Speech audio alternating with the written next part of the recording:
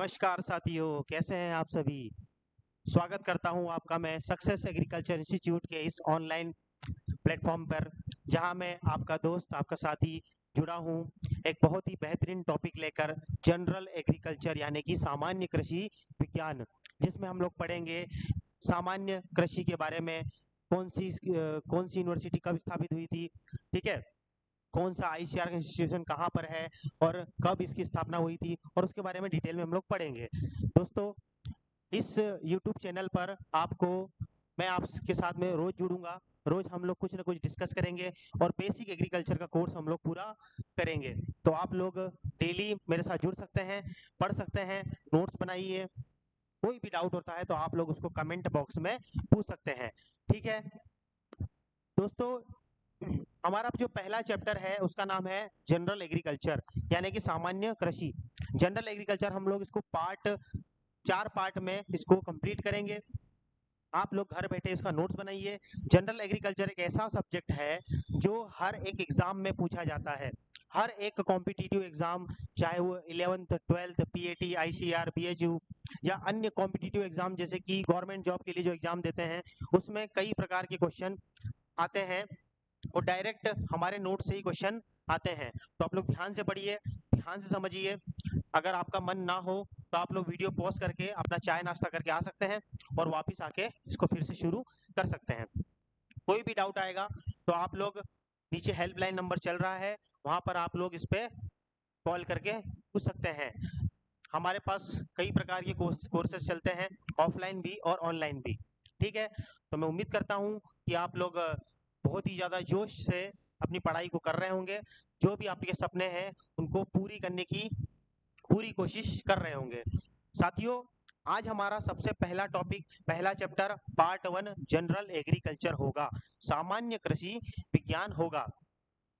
दोस्तों, हम लोग सबसे पहले शुरुआत करेंगे एक बहुत ही बड़े इंस्टीट्यूशन से, जिसका कि नाम है IARI, भारतीय कृषि अनुसंधान संस्थान।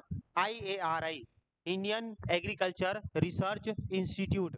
ये क्यों इंपॉर्टेंट है ये आपको पता चलेगा, क्योंकि ICAR या IARI से ही हमारी कई सारी चीजें विकसित होती हैं। आपने सुना होगा कि नई किस्म बनी है, तो इसके ही कई सारे इंस्टीट्यूशन होते हैं, वो इसके अंतर्गत काम करते हैं। तो सबसे पहले हम इसका इतिहास देखेंगे। सबसे पहले 1905 वर्ष याद रखेंगे, और उस वर्ष में क्या हुआ, उस वर्ष में क्या हुआ 1905। देखिए, 1905, जैसे कि पहले आप लोग ध्यान रख लीजिए कि ये जो 1905 है, ये 1947 याद रखिए, और 1947 के बाद में याद रखिए। 1947 के पहले हम लोग जो है वो आजाद नहीं थे, लेकिन 1947 के बाद हम लोग क्या हो गए थे, आजाद हो गए थे। ये क्यों हम लोग पढ़ रहे हैं आपको पता चलेगा। 1905, वर्ष 1905 में क्या हुआ था। देखिए, भारत जो है वो कृषि प्रधान देश है, लेकिन कई मायनों में इसके दुष्परिणाम भी हमको देखने को मिले हैं। क्यों? क्योंकि हमारे यहाँ पर समय समय पर अकाल पड़ता रहा है। समय समय पर अकाल पड़ने की वजह से क्या हुआ है कि हमारा देश और ज्यादा गर्त में चला गया, ठीक है। तो उसी को ध्यान में रखते हुए अंग्रेजी सरकार या अंग्रेजी हुकूमत ने एक लॉर्ड कर्जन थे। लॉर्ड उस समय के वाइस चांसलर लॉर्ड कर्जन थे, वाइसराय थे। उन्होंने IARI की स्थापना की, इंपेरियल एग्रीकल्चर रिसर्च इंस्टीट्यूट, जिसका कि नाम रखा गया imperial agriculture research institute. Imperial का मतलब होता है जो सबसे बड़ा हो, अंग्रेजी में, इंग्लिश में इंपेरियल का मतलब होता है जो सबसे बड़ा हो। इसके अंतर्गत ही सारी चीजें काम करेंगी। तो संस्था का नाम क्या था, IARI। कहाँ पर है ये, पूसा, बिहार में। कहाँ पर इसकी स्थापना की गई, बिहार के पूसा नामक स्थान पर इसकी स्थापना की गई। किसकी अध्यक्षता में, लॉर्ड कर्जन की अध्यक्षता में। फिर क्या हुआ, 1934, वर्ष 1934 आते हुए क्या हुआ कि पूसा बिहार में, वहां पर कई प्रकार के अर्थक्वेक यानी कि भूकंप या बाढ़ आने लगी। क्या आने लगी, भूकंप या बाढ़ आने लगी। तो उसके कारण क्या हुआ कि इस संस्था को बड़ी दिक्कत आने लगी, चलाने में बड़ी समस्या आने लगी।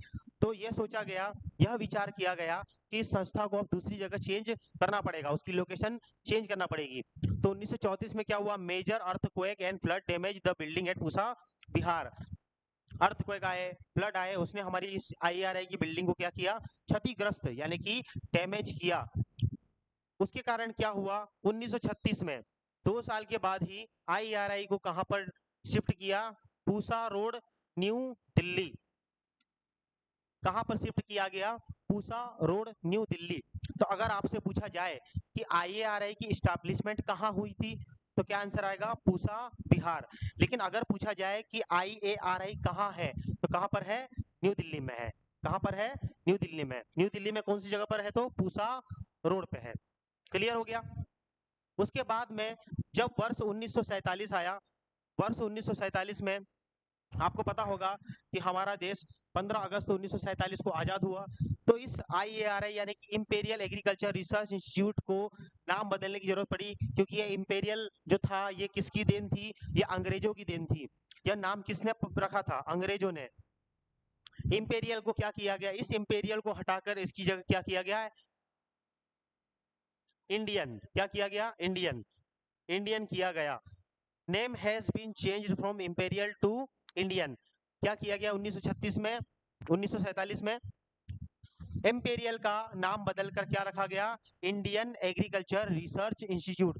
कब हुआ, 1947 में। और कहां पर स्थापना हुई इसकी, पूसा न्यू दिल्ली में। कहां पर हुई, पूसा न्यू दिल्ली में। तो कोई दिक्कत है, आगे बढ़ते हैं हम लोग। आगे क्या हुआ, आगे क्या हुआ कि 1958 में, अगला वर्ष क्या है, 1958। वर्ष 1958 में क्या किया गया, इस आईएआरआई को डीम्ड यूनिवर्सिटी के रूप में जाना गया। इसको डीम्ड यूनिवर्सिटी की मान्यता दी गई। डीम्ड यूनिवर्सिटी क्या होती है, डीम्ड यूनिवर्सिटी को हिंदी में कहते हैं स्वायत्त, स्वायत्त विश्वविद्यालय, स्वायत्त विश्वविद्यालय, स्वायत्त विश्वविद्यालय, स्वायत्त विश्वविद्यालय। मतलब एक ऐसा इंस्टीट्यूशन जो कि अपने सारे फैसले क्या लेगा, खुद लेगा, किसी का दबाव नहीं होगा। वरना इससे पहले क्या हो रहा था कि ऊपर वाले जितने भी ब्यूरोक्रेट्स थे उनका दबाव पड़ता था कि ऐसा करो वैसा करो, हमारे हिसाब से सब कुछ चलेगा। लेकिन 1958 में क्या किया गया, आईएआरआई को डीम्ड टू बी यूनिवर्सिटी का दर्जा दिया गया, जिससे क्या होगा कि सारे डिसीजन, कौन सी बिल्डिंग कहाँ बनेगी, किसका रिक्रूटमेंट कब होगा, कब कैसे होगा, किस प्रोसेस से होगा, कोई फर्जीवाड़ा तो नहीं हो रहा है, उसका जो लेखांकन का काम था वो किसके अंडर आ गया, केवल और केवल आईआरआई ही इसके बारे में डिसीजन लेगी। तो क्लियर हो गया। रिवीजन करेंगे। सबसे पहले 1905 में क्या हुआ, लॉर्ड कर्जन की अध्यक्षता में किसका एस्टैब्लिशमेंट हुआ, IARI, imperial agriculture research institute में। कहां पर, पूसा बिहार में। उसके बाद क्या हुआ, 1934 में अर्थक्वेक यानी कि भूकंप और बाढ़ जैसी समस्या आने लगी, जिसने हमारी बिल्डिंग को क्षतिग्रस्त कर दिया। उसके उसके कारण बस क्या हुआ, 1936 में इस इंस्टीट्यूशन को कहां पर, बिहार से कहां शिफ्ट किया गया, न्यू दिल्ली में शिफ्ट किया गया। और उसके बाद में क्या हुआ, 1947 में इंपीरियल का नाम क्या किया गया, इंडियन कर दिया गया। इंपीरियल को इंडियन में बदल दिया गया। क्यों, क्योंकि 1947 में हम लोग आजाद हो गए थे। वर्ष 1958 में क्या हुआ, इस इंस्टीट्यूशन को, इस यूनिवर्सिटी को किसका दर्जा दे दिया गया, डीम्ड टू बी यूनिवर्सिटी का दर्जा दे दिया गया। मतलब कि यह यूनिवर्सिटी या विश्वविद्यालय अब क्या कहलाएगी, स्वायत्त विश्वविद्यालय। मतलब कोई खुद के डिसीजन खुद ही लेगी, किसी की मर्जी नहीं चलेगी। क्लियर हो गया। अगले 2 पॉइंट है, नोट में क्या लिखा हुआ है, B Vishwanath was the first Indian director of IARI. V Vishwanath was the first Indian director of IARI. मतलब आईएआरआई के पहले निदेशक कौन थे, बी विश्वनाथ। एग्जाम में कई बार पूछा जा चुका है, पूछा जाता है कि आईआरआई के पहले डायरेक्टर या निर्देशक कौन थे, तो बी विश्वनाथ। अगला क्या पॉइंट है, करंट डायरेक्टर ऑफ आईआरआई। मतलब पहले कौन थे और अभी कौन है, पहले कौन थे, बी विश्वनाथ, और अभी कौन है, डॉक्टर अशोक कुमार सिंह, या इनको ए के सिंह भी बोल देते हैं, ए के सिंह। शॉर्ट फॉर्म में बोले तो ए के सिंह। तो करंट डायरेक्टर कौन है? डॉक्टर अशोक कुमार सिंह। लेकिन पहले कौन थे? बी विश्वनाथ। तो ये क्लियर हो गया। अभी तक हम लोगों ने क्या देखा? चलिए आगे बढ़ते हैं हम लोग।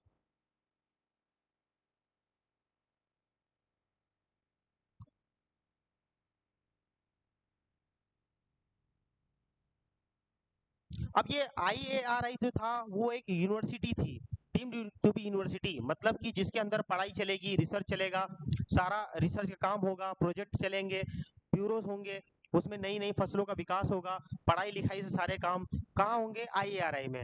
लेकिन उसके बाद में एक ICAR की स्थापना करनी पड़ी।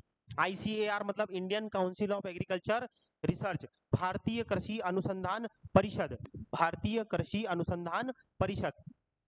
यह एक ऐसा परिषद है जिसके अंतर्गत सारी यूनिवर्सिटी, सारे ब्यूरो, सारे डायरेक्टोरेट, जितने भी एग्रीकल्चर की जितनी भी अपने इंडिया में क्रियाएं हो रही है, वो किसके अंतर्गत आएगी? ICAR के अंतर्गत, भारतीय कृषि अनुसंधान परिषद। और IRI क्या था? भारतीय कृषि अनुसंधान संस्था।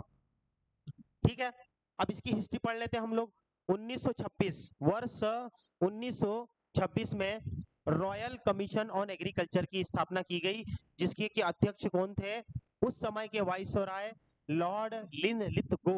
कौन थे? सब लोग बोलेंगे साथ में, लॉर्ड लिनलिथगो थे। किस वर्ष में? 1926 में। किसकी स्थापना की गई? रॉयल कमीशन ऑन एग्रीकल्चर की स्थापना की गई। ठीक है, इस रॉयल कमीशन ऑन एग्रीकल्चर ने जब इसकी स्थापना की गई, तो ये कमेटी थी, कुल मिला के एक कमीशन था, यानी कि कमेटी थी। इसमें लोग जुड़े और उन्होंने अनुशंसा की कि ICAR की स्थापना होना चाहिए। ठीक है, कोई सी भी हमारे इंडिया में जब नई चीज आती है तो उसके पहले उसकी कमेटी बनती है। वो कमेटी अपनी रिपोर्ट फाइल करती है, उस पर सरकार अपना चर्चा करती है और सोचती है कि अब इस पे क्या करना है कि नहीं करना है। कर भी सकती है, नहीं भी कर सकती है। तो इस कमीशन या कमेटी की रिपोर्ट के आधार पर 1926 में क्या किया गया? इस रिपोर्ट के आधार पर 16 जुलाई 1929, बहुत इंपॉर्टेंट ईयर है ये, 16 जुलाई 1929, 16 जुलाई 1929। आपको पता होगा अभी हम लोग 1929 में आजाद नहीं थे, इसीलिए ICAR का नाम क्या रखा गया? Imperial council of agricultural research was the established on the recommendation of RCA report। ये RCA रिपोर्ट क्या है? Royal commission on agriculture. जो ये कमीशन था उसकी अनुशंसा के आधार पर किसकी स्थापना की गई? ICAR की स्थापना की गई। ICAR मतलब क्या होता है? Indian council of agricultural research. कब हुआ था? 16 जुलाई 1929। फिर आता है मार्च 1946। मार्च 1946, मार्च 1946 को क्या हुआ कि इस इंपेरियल का नाम फिर से बदल कर क्या कर दिया गया? जैसे IRI का किया था वैसे ICAR का किया गया। इस इंपेरियल का नाम बदल के क्या कर दिया? Indian, and now it is called as Indian council of agricultural research. Indian council of agricultural research, भारतीय कृषि अनुसंधान परिषद। पहले क्या था? इंपेरियल कृषि अनुसंधान परिषद। ठीक है, अब आपके मन में एक सवाल होगा कि सर हमारा देश तो 1947 में आजाद हुआ था, तो फिर 1946 में ही नाम क्यों बदल दिया? ठीक है, ऐसा क्यों हुआ?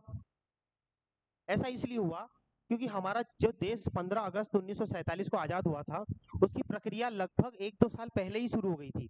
ठीक है, सबको लग गया था, वो केवल एक तारीख थी, 15 अगस्त 1947 केवल एक तारीख थी जिस दिन सारे रिपोर्ट पे साइन हुआ, सारे पेपर वर्क हुआ। लेकिन आजाद होने की प्रक्रिया पहले से ही शुरू हो गई थी। अंग्रेजों को लग गया था कि अब हमारा यहाँ पर काम नहीं है, भागना ही पड़ेगा। ठीक है, 1-2 साल पहले से ही अंग्रेजों को लग गया था कि जाना पड़ेगा, हमारा देश आजाद होने लग गया था। इसीलिए 1946 में ही इंपेरियल नाम छोड़ के क्या रख दिया गया? इंडियन। फिर आता है वर्ष 1973। वर्ष 1973 में क्या होता है? इस ICAR के अंतर्गत 3 सर्विसेज स्टार्ट की गई। 3 services, DARE, ARS, ASRB services were started on the recommendation of Gajendra Gadkar committee. Gajendra Gadkar committee स्थापित की गई और गजेंद्र गडकर कमेटी ने बोला कि अब हमको कुछ बदलाव करने पड़ेंगे। मैं पहले कह चुका हूं कि कुछ भी नई चीज होती है तो वो किसी न किसी रिपोर्ट के आधार पर होती है।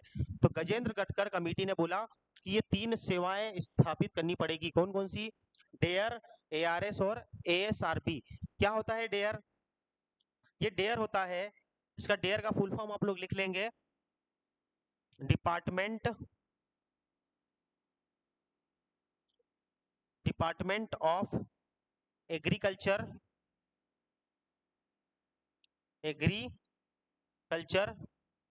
Research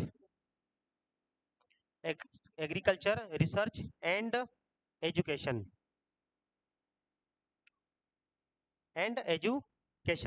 department of agricultural research and education. Short form क्या है, डेयर। फुल फॉर्म क्या है, ये लिखा हुआ है। और कौन सी, ये तो पहली सर्विस थी। दूसरी सर्विस क्या थी, ARS। ARS का फुल फॉर्म होता है agriculture research scientist, agriculture research scientist. और तीसरी सर्विस कौन सी स्टार्ट की गई, ASRB, agriculture scientist agriculture research scientist board, agriculture scientist research board. ठीक है, हिंदी में बोलते हैं इसको कृषि वैज्ञानिक चयन मंडल। अब आपके मन में सवाल होगा कि इनकी स्थापना करने की जरूरत क्यों पड़ी, क्यों? क्योंकि आपने ICR और IRI तो खोल दिया, लेकिन इसको चलाएंगे कैसे?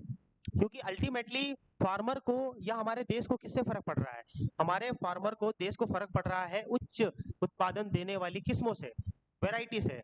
धान की, गेहूं की, मक्का की, ज्वार, बाजरा, सोयाबीन की उन्नत किस्मों की आवश्यकता पड़ेगी, तभी तो उत्पादन बढ़ेगा। वह उत्पादन कैसे बढ़ेगा, जब हमारी नई वेराइटीज डेवलप होगी। नई वेराइटीज डेवलप कौन करता है, वैज्ञानिक करता है, साइंटिस्ट। बहुत सारे रिसर्च ट्रायल होते हैं, प्रोजेक्ट चलते हैं, वो हमारे साइंटिस्ट क्या करते हैं, नई नई वेराइटियां बनाते हैं। तो उन वैज्ञानिकों का चयन के लिए कौन सा बोर्ड बनाया गया, ASRB, कृषि वैज्ञानिक चयन मंडल। और उस साइंटिस्ट का नाम क्या लिखा लगा गया, ARS, agriculture research scientist. Clear हो गया? कोई दिक्कत? कोई भी दिक्कत हो आप लोग कमेंट बॉक्स में कमेंट करके आप लोग अपना सवाल पूछ सकते हैं। तो हम लोगों ने इसमें क्या पढ़ा, इसमें हम लोगों ने क्या पढ़ लिया, ICAR, भारतीय कृषि अनुसंधान परिषद। सबसे पहले क्या हुआ, 1926 में एक royal commission on agriculture establish किया गया। किसकी अध्यक्षता में, लॉर्ड लिनलिथगो में। कब, 1926 में। 1926 में जब इसका स्थापना किया गया, उसी की अनुशंसा पे, उसी की रिपोर्ट के आधार पर 16 जुलाई 1929 को स्थापना की गई हमारे ICAR की। लेकिन उस समय उसका नाम क्या था, imperial council of agriculture research. Imperial council of agriculture research. किसकी रिपोर्ट के आधार पर, RCA, royal commission on agriculture. वर्ष 1946 में क्या हुआ, मार्च 1946 में क्या हुआ, इस इंपेरियल का नाम हटा के क्या रख दिया गया, इंडियन। और ये क्या कहलाने लगा, Indian council of agriculture research. 1973 में क्या हुआ, तीन सेवाएं आई। पहला डेयर, डेयर मतलब department of agriculture research and education. दूसरा ARS, एग्रीकल्चर रिसर्च साइंटिस्ट। और तीसरा ASRB, agriculture scientist research board, agriculture scientist research board, मतलब कृषि वैज्ञानिक चयन मंडल। वह मंडल जो किसका चयन करेगा, कृषि वैज्ञानिक का चयन करेगा। किसकी अनुशंसा के आधार पर, गजेंद्र गडकर कमेटी। ये ASRB का मैंने फुल फॉर्म जो बताया है, उसमें हो सकता है कुछ गलत बता दिया हो, उसमें सुधार करेंगे। एग्रीकल्चर, हिंदी में सही था, agriculture scientist recruitment board, recruitment board, सुधार लेंगे आप लोग। कृषि वैज्ञानिक चयन मंडल, कृषि वैज्ञानिक चयन मंडल। क्लियर है? आगे बढ़े हम लोग, चलिए।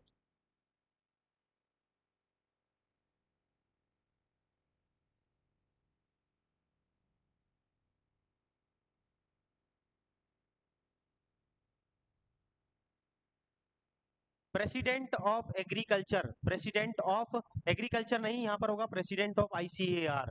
प्रेसिडेंट ऑफ ICAR कौन होता है, वही होता है जो यूनियन मिनिस्टर ऑफ एग्रीकल्चर होता है।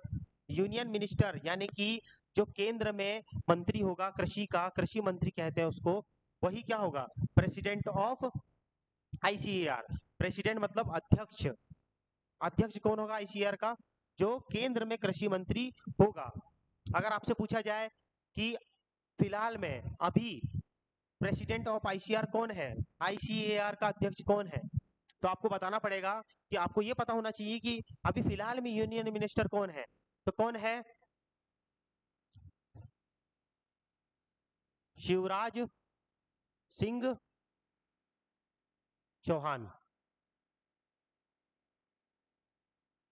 ठीक है,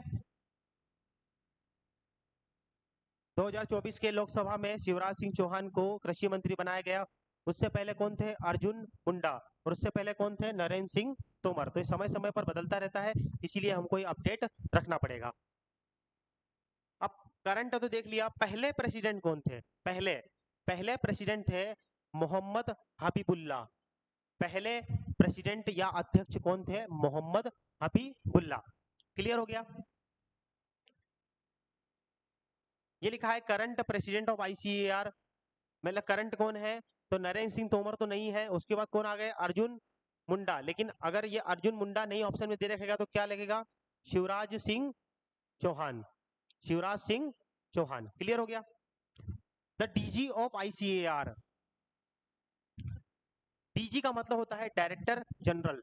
डायरेक्टर जनरल, इस डीजी का मतलब होता है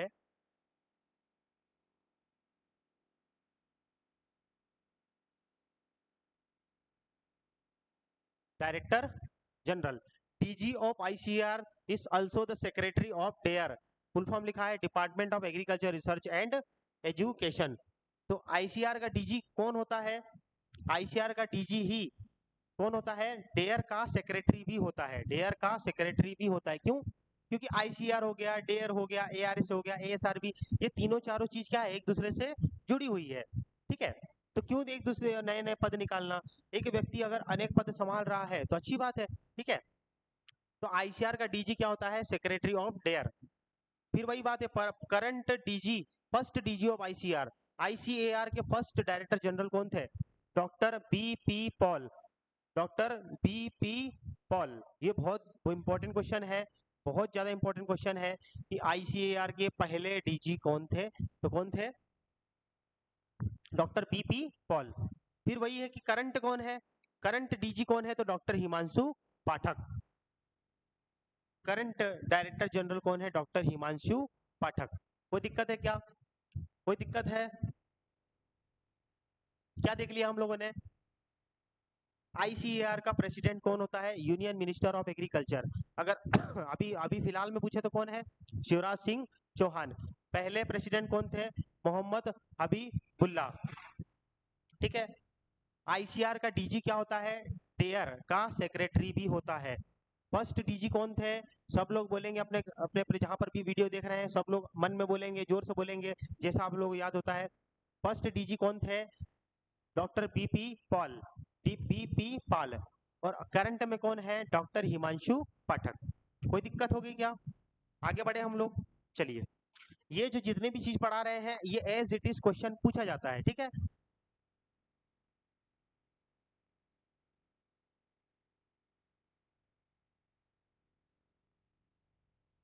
अब जैसे कि मैंने बताया कि आईसीएआर के अंदर ही सारे इंस्टीट्यूट और यूनिवर्सिटी काम करते हैं। आईसीएआर एक इंपेरियल या Indian council of agriculture research है। एग्रीकल्चर में जितना भी रिसर्च हो रहा है उसका एक सबसे उच्चतम बिंदु है, वहीं से सारी चीजें कंट्रोल होती है। उसी के अंतर्गत चीजें आती हैं, इंस्टीट्यूट और यूनिवर्सिटी। संस्था, इंस्टीट्यूट को कहते हैं संस्था, और यूनिवर्सिटी को कहते हैं विश्वविद्यालय। विश्वविद्यालय। ठीक है, अब कितने इंस्टीट्यूट है, तो इंस्टीट्यूट की संख्या है 64। एग्जाम में कभी कभी यही पूछ लेते हैं कि आईसीआर के अंतर्गत इंस्टीट्यूट की संख्या कितनी है, तो कितनी है, संस्था की संख्या कितनी है, 64 है, 64 है।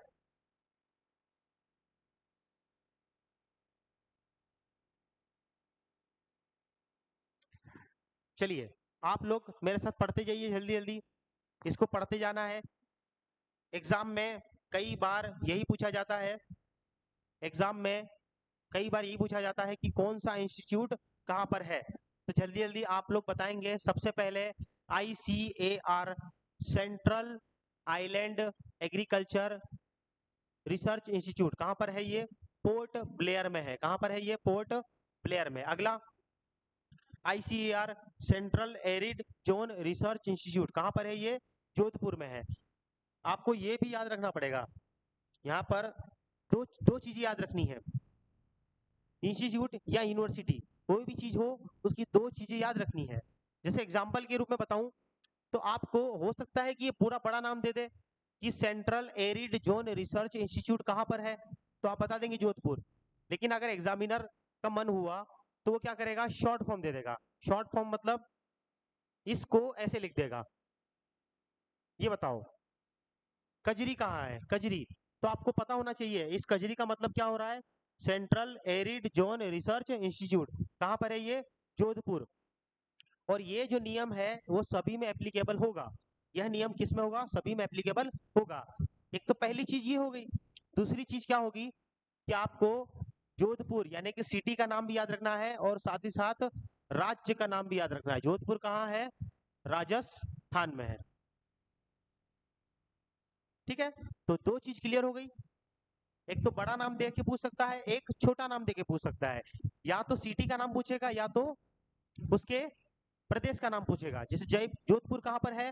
राजस्थान में है। इतने बड़े नाम का एक शॉर्ट फॉर्म हो सकता है कजरी। ठीक है, उसी प्रकार से इसका शॉर्ट फॉर्म क्या हो जाएगा? CIARI।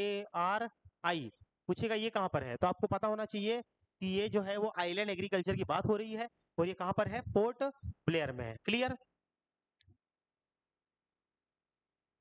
अगला क्या है? Central avian research institute. Central avian research institute, इसका शॉर्ट फॉर्म क्या हो जाएगा? CARI। CARI, ये कहाँ पर है? ये है इज्जत नगर। इज्जत नगर कहाँ पर है भाई? इज्जत नगर, इज्जत नगर या फिर इसको बोलते हैं बरेली।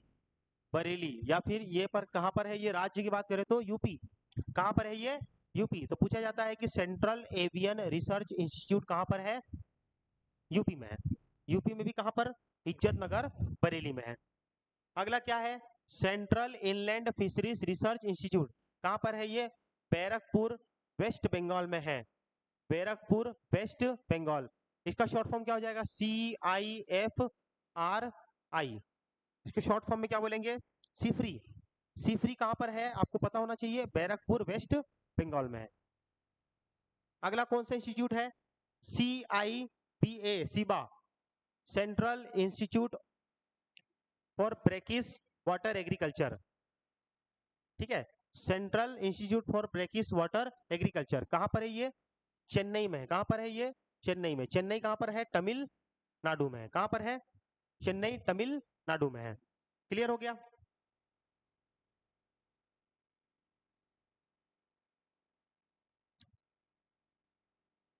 अगला है central institute for research on buffalo, मतलब कि भैंसों के ऊपर रिसर्च अगर कोई संस्था है, भैंसों के ऊपर कोई अगर रिसर्च संस्था है तो वो कहाँ पर है?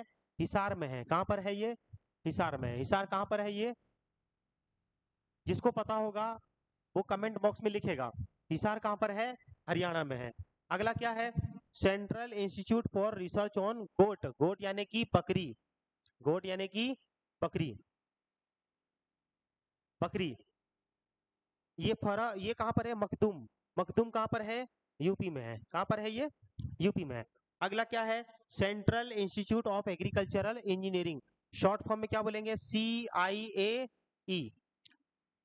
Central institute of agricultural engineering कहाँ पर है ये? भोपाल। कहाँ पर है ये? भोपाल। भोपाल कहाँ पर है ये? मध्य प्रदेश में है।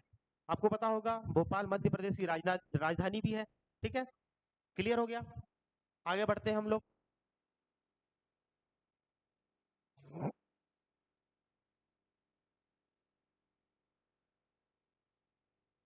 अगला है central institute for arid horticulture, इसको शॉर्ट फॉर्म में बोल देंगे CIAH। Central institute for arid horticulture कहाँ पर है ये? बीकानेर। बीकानेर कहाँ पर है? बीकानेर है राजस्थान में। कहाँ पर है ये? राजस्थान में।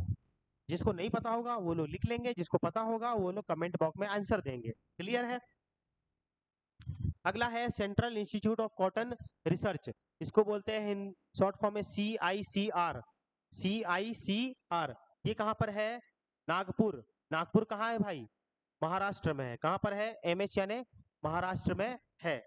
अगला central institute of fisheries technology, short form CIFT, Cochin में है। कहाँ पर है ये? कोचीन में है। कोचीन कहाँ पर है? केरला। कहाँ पर है कोचीन? केरला में। अगला है central institute of fresh water aquaculture. Fresh water aquaculture. Fresh water aquaculture. आपको पता होगा पानी जो है वो तीन प्रकार का हो सकता है। एक हो सकता है फ्रेश, एक हो सकता है सेलाइन, और एक हो सकता है मेराइन वाटर। एक होता है फ्रेश, एक होता है सेलाइन वाटर, एक होता है मेराइन वाटर। फ्रेश मतलब जो साफ पानी जो हम लोग पीते हैं वो क्या होता है? Fresh water. एक होता है सेलाइन। सेलाइन का मतलब क्या होता है? जिसमें नमक की मात्रा 5 से 50 ppm के बीच में होती है। ठीक है, जो थोड़ा सा क्या होगा? जो थोड़ा सा नमकीन होगा। सेलाइन मतलब थोड़ा सा नमकीन। फ्रेश वाटर वो होता है जिसमें नमक की मात्रा 5 ppm से कम होती है। 5 ppm से कम। 5 ppm से कम। और एक होता है मेराइन वाटर। मेराइन मतलब होता है समुद्री जल। समुद्री जल क्या होता है? खारा होता है, और उसमें नमक की मात्रा कितनी होती है? 50 ppm से ज्यादा। 50 ppm से ज्यादा। तो fresh water agriculture, fresh water aquaculture कहाँ पर है? सभी लोग बताएंगे। फ्रेश वाटर एक्वाकल्चर कहाँ पर है? भुवनेश्वर। कहाँ पर है? भुवनेश्वर में है। भुवनेश्वर में है। भुवनेश्वर कहाँ पर है? उड़ीसा। कहाँ पर है? उड़ीसा में। क्लियर हो गया? आगे बढ़े, आगे बढ़ते हैं।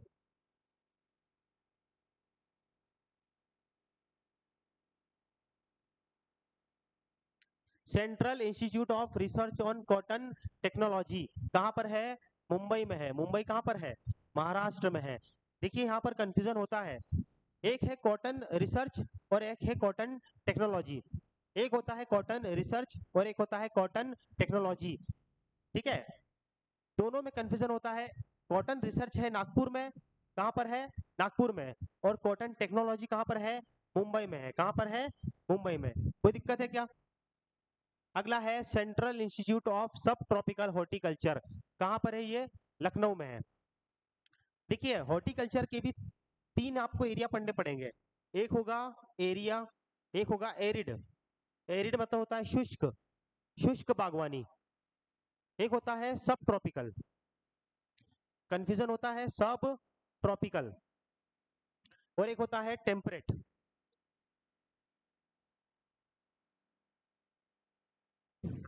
सब ट्रॉपिकल को बोलते हैं उपोष्ण। क्या कह देते हैं? उपोष्ण। और टेम्परेट को कहते हैं शीतोष्ण। शीतोष्ण। ठीक है। अब हॉर्टिकल्चर को बागवानी, शुष्क बागवानी, उपोष्ण बागवानी, शीतोष्ण बागवानी। एरिड, एरिड के लिए हम लोगों ने कहा देखा था? बताएंगे सब लोग। एरिड हॉर्टिकल्चर के लिए हम लोगों ने इंस्टीट्यूट कहाँ देखा था? बताइए। बीकानेर में। कहाँ पर देखा था? बीकानेर में। याद करिए, बीकानेर कहाँ पर है? ये राजस्थान में है। उसी प्रकार से अगर सब ट्रॉपिकल हॉर्टिकल्चर पूछे तो ये कहाँ पर है? लखनऊ में। कहाँ पर है ये? लखनऊ। लखनऊ कहाँ पर है? यूपी। आपको पता है कि यूपी की राजधानी कौन है? लखनऊ है। वहीं पर सब ट्रॉपिकल हॉर्टिकल्चर की स्थापना की गई। तीसरा क्या है? टेम्परेट यानी कि शीतोष्ण। इसकी स्थापना कहाँ की गई? श्रीनगर में। श्रीनगर। श्रीनगर कहाँ है? जम्मू और कश्मीर में। ठीक है, जम्मू और कश्मीर की राजधानी है श्रीनगर। ठीक है, क्लियर हो गया? तो तीन चीजें हैं। एरिड, एरिड कहाँ है? बीकानेर में। सब ट्रॉपिकल लखनऊ में। टेम्परेट श्रीनगर में। कोई दिक्कत है क्या? देखिए अगला वही आ गया, central institute of temperate horticulture कहाँ पर है? श्रीनगर में। आगे बढ़े। एग्जाम में क्वेश्चन पूछा जाता है, एज इट इज पूछा जाता है।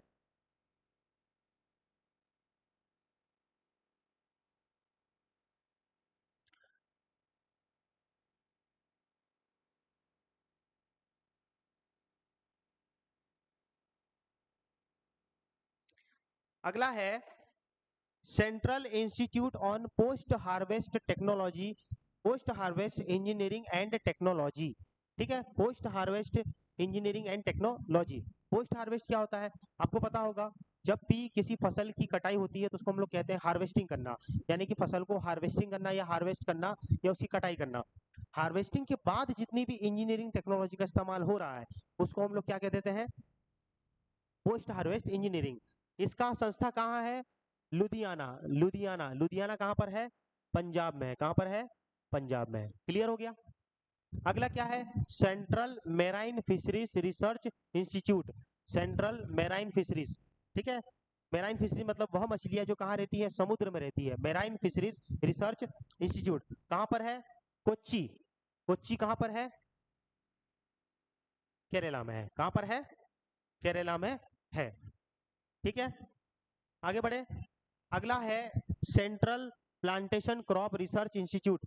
Plantation crop research institute. Plantation crop क्या होती है, देखिए चाय, कॉफी, रबड़, नारियल, ये सब क्या है, प्लांटेशन क्रॉप्स है। इसका इंस्टीट्यूट कहाँ पर है, कासरगोड। कासरगोड, कासरगोड कहाँ पर है, केरला में है। कहाँ पर है, केरला में। कासरगोड कहाँ पर है, केरला में है, केरला। अगला कौन सा इंस्टीट्यूट है, सेंट्रल पोटैटो रिसर्च इंस्टीट्यूट। देखिए जो भी शॉर्ट फॉर्म ज्यादा फेमस होंगे वो मैं बताता जाऊंगा, ठीक है। जैसे इसका फेमस है CPRI, पूछा जाता है CPRI कहाँ है। अब जैसे कि ये CPCRI, ये नॉर्मल नहीं नहीं पूछा जाता है। जिसके शॉर्ट फॉर्म बहुत ज्यादा फेमस हो गए हैं या एग्जाम में पूछे जा सकते हैं या पूछे गए हैं, उसके मैं खुद आपको बता दूंगा। मेहनत करने की जरूरत आपको नहीं है, आपकी मेहनत के लिए मैं यहाँ पर बैठा हूँ, ठीक है, कोई दिक्कत नहीं है। ये नहीं पूछा जाएगा, लेकिन पूछा क्या जाएगा, CPRI कहाँ पर है, शिमला। शिमला कहाँ पर है भाई, हिमाचल।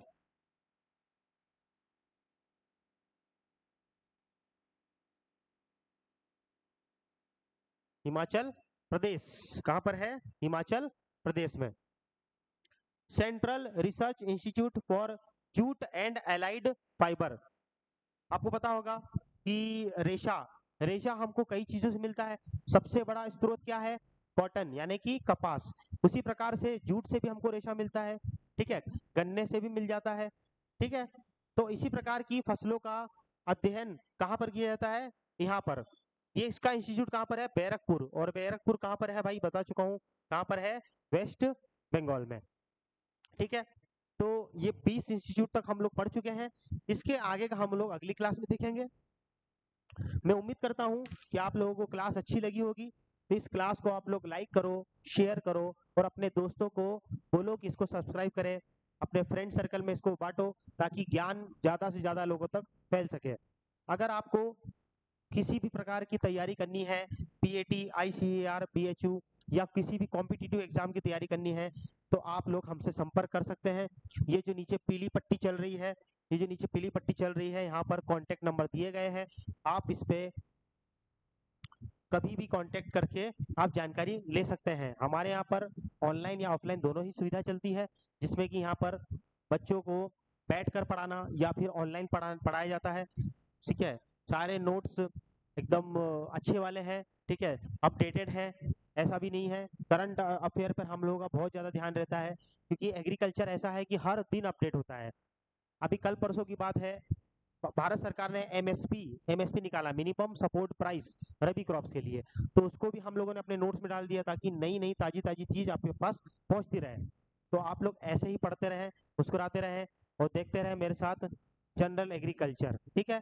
अब इसका अगला पार्ट हम लोग अगली क्लास में लेंगे। तब तक के लिए धन्यवाद, शुक्रिया, नमस्कार।